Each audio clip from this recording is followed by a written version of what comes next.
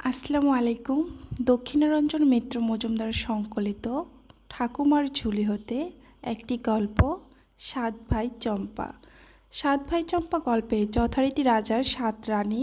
বড় রানীরা খুব খারাপ, তাদের দেমাগে মাটিতে পা পড়ে না। ছোট রানী খুব শান্ত, এজন্য রাজা ছোট রানীকে সবার চেয়ে বেশি ভালোবাসতেন। আজও শান্ত মেয়ে, যে সকল কথা মেনে চলে সেই তো ভালোবাসার পাত্রী। ছেলে মেয়ে না হওয়ার কারণে এই রাজাও খুব দুঃখিত। অবশেষে রাজার মনে আনন্দের বন্যা বইল, কারণ ছোট রানীর ছেলে হইবে। কিভাবে জানা গেল ছেলেই হবে? সন্তান হওয়া মানেই ছেলে হওয়া? ছেলে শব্দের ব্যবহারে অনেক কিছুই আসে যায়। বড় রানীরা হিংসায় জ্বলে মরতে লাগলো। একেই রাজা ছোট রানীকে সবচেয়ে বেশি ভালোবাসতেন। তার ছেলে হওয়ার সম্ভাবনায় রাজা সবার মধ্যে বিলানোর জন্য রাজভাণ্ডার খুলে দিয়েছিলেন। খুবই পরিষ্কার, সন্তান হওয়ার পর অন্য রানীদের পাত্তাও থাকবে না, কারণ রানীদের মর্যাদা নির্ণীত হয় পুত্র সন্তান জন্ম দেওয়ার কৃতিত্বের উপর। কাজেই অন্য রানীরা হিংসায় জ্বলবে, এটা কি খুব দোষের?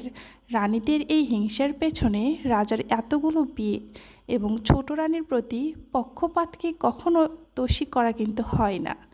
যাই হোক, বড় রানীদের চক্রান্তে সাত পুত্রই এক কন্যা জন্মদানকারী ছোট রানী ব্যাঙের ছানা ইঁদুরের ছানা জন্ম দেওয়ার অপরাধে রাজার এত প্রিয় ছোট রানী রাজপুরী থেকে নির্বাসিত হলেন। পুত্র জন্ম দিতে না পারার শাস্তি। শান্ত ছোট রানী ভালোবাসার পাত্রী, পুত্র জন্ম দিতে অক্ষম ছোট রানী বিতাড়িত। রাজার মনেও সুখ নেই, তার পূজাও হয় না। একদিন পাশকাদার ওপরে সাত চাপা এক পারুল গাছে টুলটুলে সাত চাপা আর এক পারুল ফুল ফুটে থাকতে দেখে মালি নিত্য পুজোর জন্য রাজার কাছে অনুমতি চাইল। রাজা অনুমতি দিল, কিন্তু মালি ফুল আনতে ব্যর্থ হলো।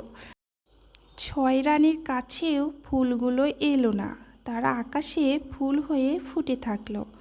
বড় রানী, মেজ রানী, সেজ রানী, নরানী, কনে রানীর পর ছয় রানীকেই ফুলেরা বলল, যদি আসে রাজার ঘুঁটেকুড়ানি দাসী তবে দেব ফুল। তখন দুঃখিনী ঘুঁটেকুড়ানি দাসী ছোট রানীর খোঁজ পড়ল। পরনে ছেঁড়া কাপড়, হাতে পায়ে গোবর মাখা অবস্থায় রাজার লোকেরা তাকে ধরে নিয়ে এলো। তাকে দেখেই মা মা বলে সাতটি চাপা আর একটি পারুল ঝুপঝুপ করে তার কোলে ঝাঁপিয়ে পড়ল। ছাইগাদার কাছে পুঁতে রাখা সাত চম্পা পুত্র ও পারুল কন্যার বুদ্ধিতে বড় রানীদের ষড়যন্ত্র ফাঁস হলে রাজা তখনই বড় রানীদেরকে হেঁটে কাটা উপরে কাটা দিয়া পুতিয়া ফেলিতে আজ্ঞা দিয়া সাত রাজপুত্র পারুল মেয়ে আর ছোট রানীকে লইয়া রাজপুরীতে গেলেন। রাজা আগে বিতাড়িত করেছিলেন ছোট রানীকে, আর এখন করলেন বড় রানীদের। বড় রানীদের ষড়যন্ত্র ফাঁস করে রাজার চোখ ফোটানোতে সাত রাজপুত্র ও পারুল মেয়ের ভূমিকা সমানই ছিল। তবুও গল্পটির নাম কিন্তু সাত ভাই চম্পা। ধন্যবাদ সকলকে।